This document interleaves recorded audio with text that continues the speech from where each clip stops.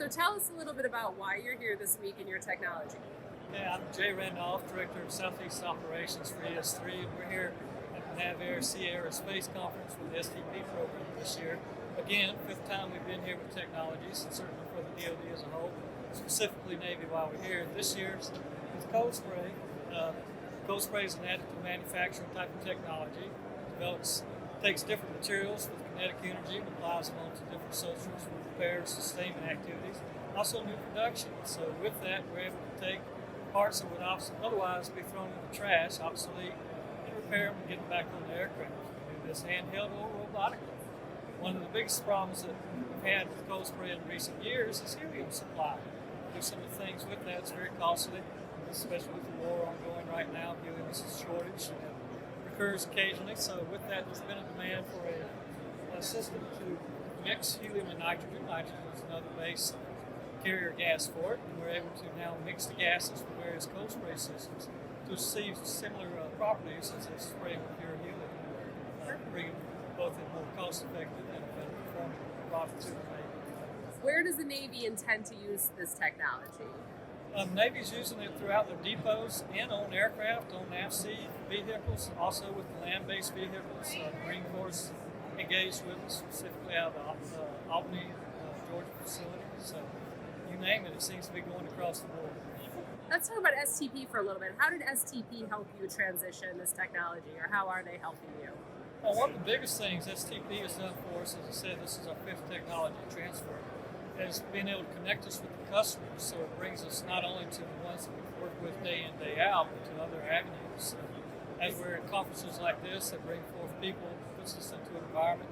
Marketing surveys they do for us, reaching out and sustaining new clients for us, observing, seeing what our competition is, evaluating. It's very valuable to us. So for instance, the recent market survey that we got, they brought out 2 BAAs that we were unaware of, and we've already reached out to our customers, their teapots, and found new funding sources so that they can develop and transfer the technology faster. Fantastic. Tell me a little bit about your goal for this week at this FST event. Well, our biggest goal this week is to be able to put the technology out in front of everybody. It's not just phone calls, emails, and web bases. So being able to come here and see and network with people is very valuable. The past 2 years, web-based, while it was good for the environment, being back out in front of everybody is you're able to communicate, being able to talk to the customer, show them what you're doing, and shaking their hands and exchanging ideas. Absolutely.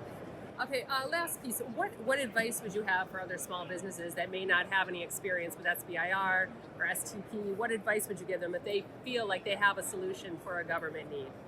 Well, the biggest thing is to reach out to organizations such as the STP or others within the civil community and just tell them what your ideas are, talking to the teapots that are out there that wants to contact, telling them what those ideas are, why it could benefit them, and then what's the benefits, what's it going to do for the end customer, how fast can they get it to market, what do they need to get it to market, and then they can tell you where and how to get it there. Okay, one more question. Why do you think you've had so much success in the program? Why do you think you continue to get these Phase 2 awards? Well, one thing, our company is gray beards. I'm shaved today, but we've been around the business. We know what the problems are. We know we sit on industry boards, so we're able to see and evaluate what it takes to get things out there so that customers can commercialize and use it. Not only do we develop it, test it, implement it, but then we can get it to the industry specs so that the end user can then, no matter where they are, DoD, commercial companies as well, and take and implement it throughout.